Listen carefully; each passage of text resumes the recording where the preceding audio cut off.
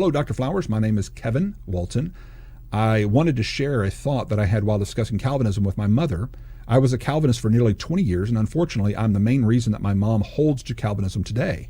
Watching your YouTube channel is one of the main reasons I am no longer a Calvinist. So thank you.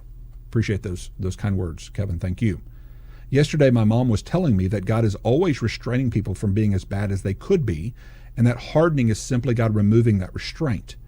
I've heard you make the point before. If God determines all things that come to pass and evil desires of men come to pass, what is God restraining if not his own determinations?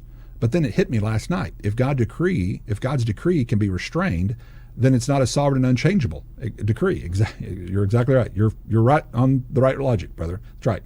If God's decree is sovereign and unchangeable, any restraint must be factored into his original decree. When you factor a restraint into God's original decree, it ceases to be a restraint and simply is what he decreed.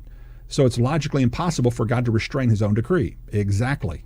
You can't restrain your own decree. You can't decree for Jonah to want to run and then step in to restrain Jonah from running, because then you'd be restraining his own decree. He never could have decreed for him to do that. That just doesn't make any sense. If you've got a will contending with another will, then you have to have two separate wills in which to contend. And the way the Calvinists have to do that is to make the two wills of God. So you have the two wills of God, the prescriptive will and the internal secret will, because there's obviously contention between two wills in the Bible. And since humans don't have a real meaningful will, they have to make those two separate wills within God himself, which in our estimation creates a schizophrenic view of God, as if he's fighting against himself. So instead of really fighting against Jonah, getting him to go where he's wanting him to go, he's really fighting against himself in a sense, because prescriptively he's saying one thing while decreeing Jonah to do another, all the while bringing a big fish in to restrain him from doing the very thing that he desires to do because God decreed him to desire to do it. It just becomes nonsense, gibberish.